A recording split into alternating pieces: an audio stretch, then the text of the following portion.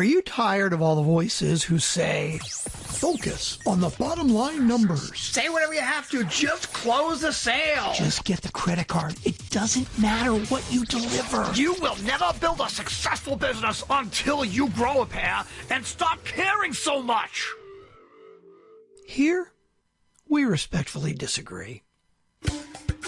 We give you permission to embrace who you are, how much you care, and encourage you to design a business that works for you and your clients.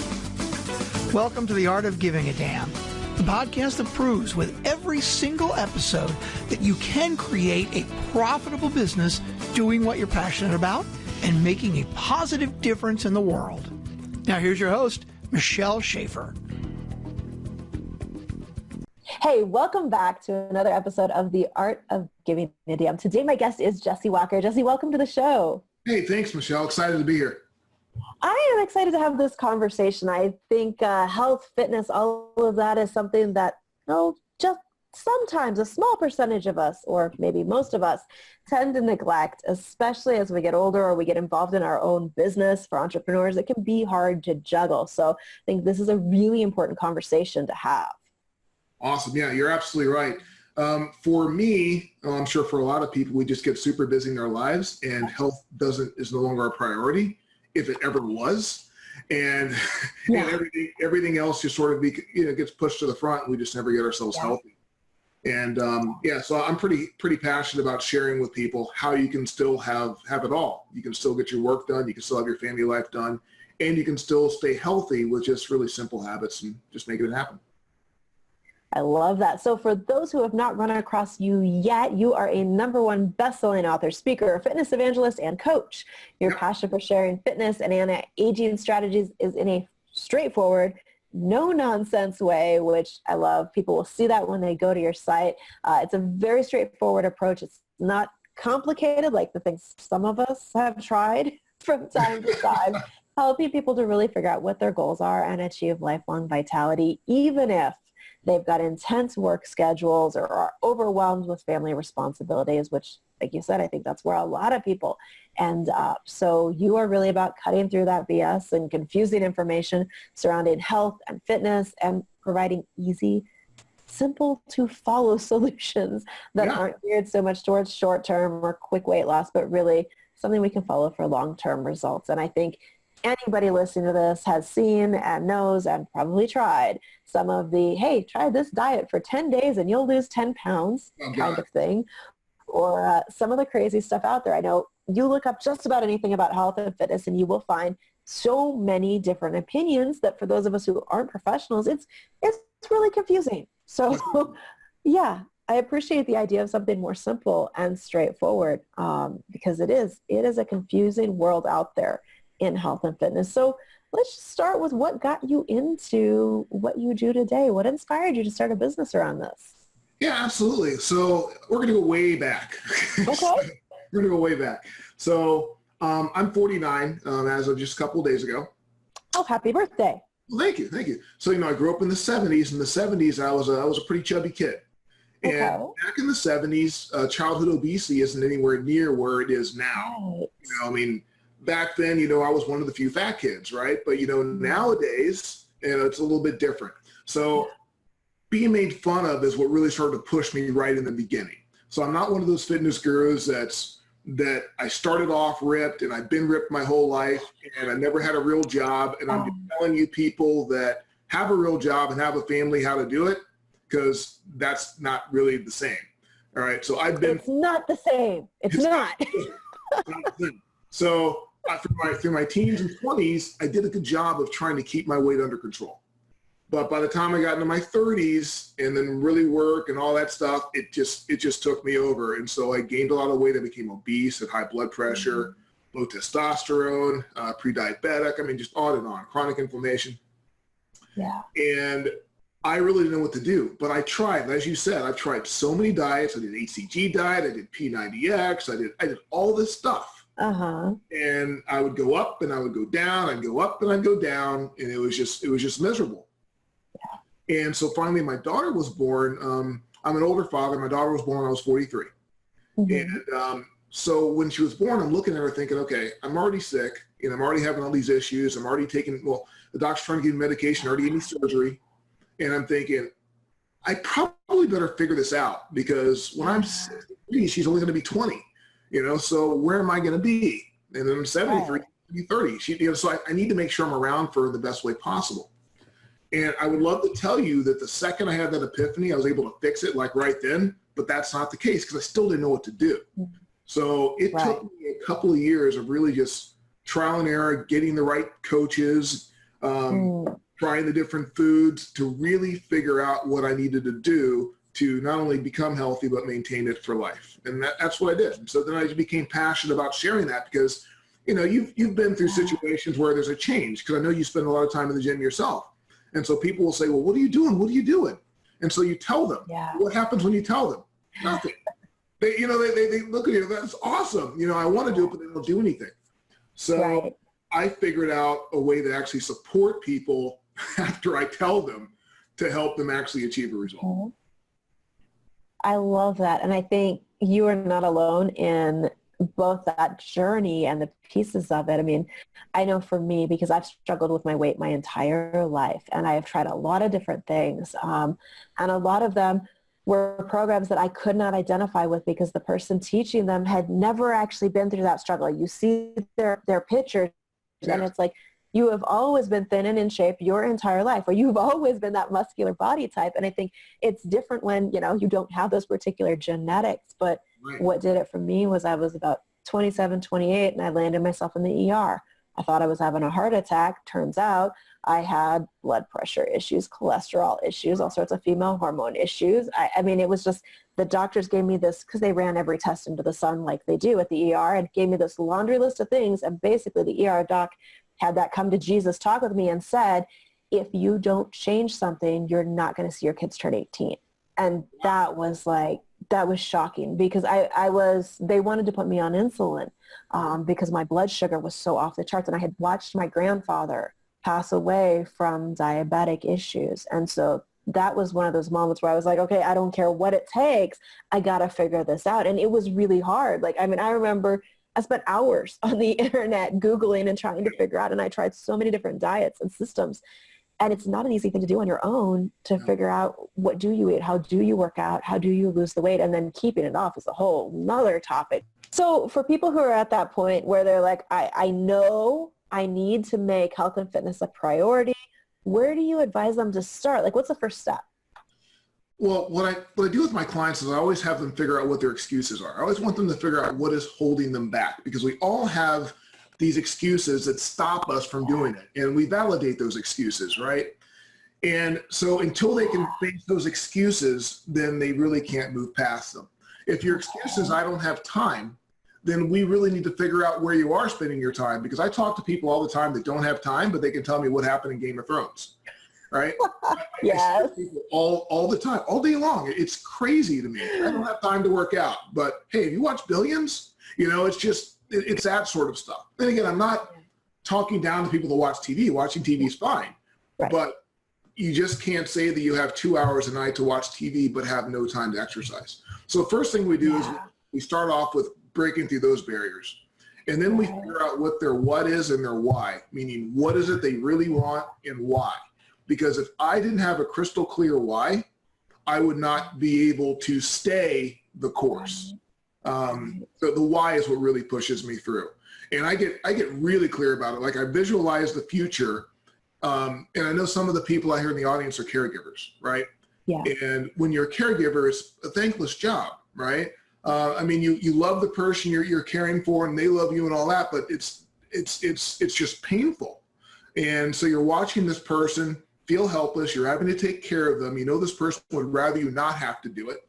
And I never wanted to be in that position for my kids or my family, for something that I could prevent. So that's the difference. If I get hit by a car, that's one thing. But, with you, your diabetes and all those issues you had right then, you could have gotten very, very sick, and now everybody has to take care of you, but you took control of it. You're like, I'm going to fix this. And so that's my why. Well, and that's one of those things that sometimes we want, I remember watching my mom struggle with her weight, and she tried a lot of things over the years. And I remember some of them were like these quick fix. It's a grapefruit diet. You eat just grapefruit for a week. And the thing that I think I learned watching her go through and find what worked for her to lose the weight and keep it off was this idea of you spent decades working yourself into this position with less than ideal choices. It's going to take a while, and you've got to make better choices and take responsibility for it if you want to change it. I don't think a magic pill exists. I know it's not grapefruit. No. It burns more calories than you consume. I mean, that's why it's so amazing.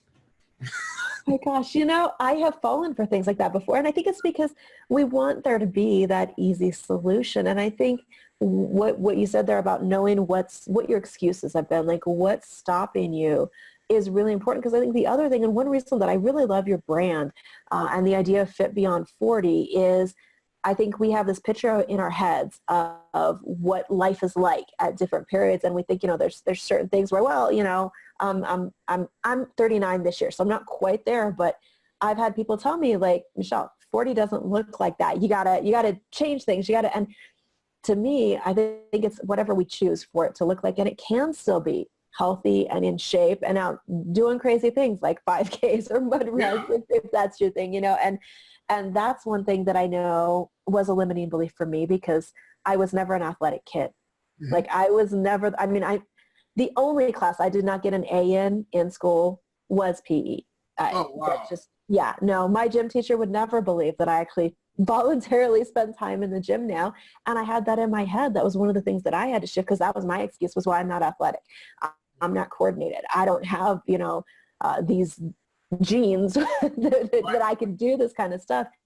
And once I actually let go of that and went, okay, so what? If I fall off the treadmill, maybe I just need an elliptical machine, which was true in my case. And to this day, I cannot stay on a treadmill. I don't know what it is. I will go flying off the back of the treadmill, but I can do an elliptical machine. Letting go of those limiting beliefs of who I told myself I was really helped to be able to move forward and just try something different, try something new, which was the other thing for me, I know, is get it out of my comfort zone. So 100%. What do you see beyond that? Like, identify what's holding you back and then really figure out your why. Because for me, it was I didn't want to die before my kids turned 18. That's a pretty powerful why. And, for entrepreneurs, I think sometimes we forget it's not just about not dying. It's also about having the energy to show up in your business every day, to serve your clients at the highest level, because if you're not taking care of you, you can't take care of them. 100%. Yeah, that's exactly right. Yeah. A lot of people, as entrepreneurs, what we do is we spend so much time trying to build our business because building our business is, quote, what is important. Right. And we build our business for several reasons. Maybe it's for our ego, but for mostly it's to take care of our families, right? Mm-hmm. That's what we want to build a legacy for our families. We want to be able to take care of them. Yeah. But what happens is we don't take care of ourselves because we tell ourselves we only have time to put into our business. Right. But what happens when we no longer have the energy or the ability to put the time into the business because we didn't take care of ourselves? In the end, we basically just shot ourselves in the foot for what our original goal was to begin with. So what I teach a lot of entrepreneurs, it's I use the Pomodoro technique a lot. And I use them raise their activity level during the day without taking any time away from them. So you're familiar with Pomodoro, right? So the Pomodoro technique, it's a 25-minute block of time, right? Okay. And so what you do is you set your timer for 25 minutes. You're laser focused on whatever you're doing right then, just that. You turn off your phone and everything, you're just focused. But then when the timer goes off, you have 5 minutes to do whatever you want. And most people, what they'll do is they'll take the 5 minutes to take a break, maybe go to the bathroom or something. Right. Grab coffee. Grab a coffee. But what else you can do is you can take that 5 minutes and do something fitness related. So it can be some chair squats. If you have stairs in your building or your home, you can go up and down stairs. You can do jumping jacks. You can do push-ups. You can walk around the block. But you have these little 5-minute increments throughout the day. I mean, that's 2 an hour that you can do something that is active, because part of the reason we gain weight as we get older is because we're less active. It's a way of just creating more activity without having to create any more time.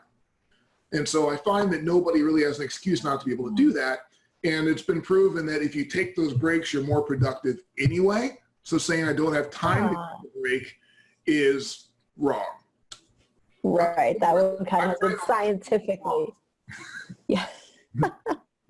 It's funny because that is a really great point. You can work movement and fitness into your day. I remember one time my grandmother came over when I happened to be vacuuming, and she's like, "What the heck are you doing?" Because when I was vacuuming, I was doing lunges as I would push the vacuum forward and pull it back. And I'm like, because I had a trainer that like helped me figure out, because I tried that excuse, and the guy was like, no, you do have time. I'm going to show you how you can do this while you're cleaning your house. And he's got me doing, squats while I'm dusting and lunges while I'm vacuuming. And it actually did work, as crazy as that sounds, because it's that same concept of whatever you're doing, just add fitness into it, do it a little bit differently, and you can actually get that stuff done. So I love that, because I mean, I know I'm not the only one who will sit here at my computer for hours on end. Mm-hmm. And I know my brain is not functioning at the level it could be if I would give it those breaks and come back. And especially if you incorporate movement in that, because it does help you think better. Right. Yeah. Well, you mentioned one thing that I know is a challenge for a lot of people that I work with, and I'm sure a lot of people listening to this podcast, is the energy piece of it. Yeah.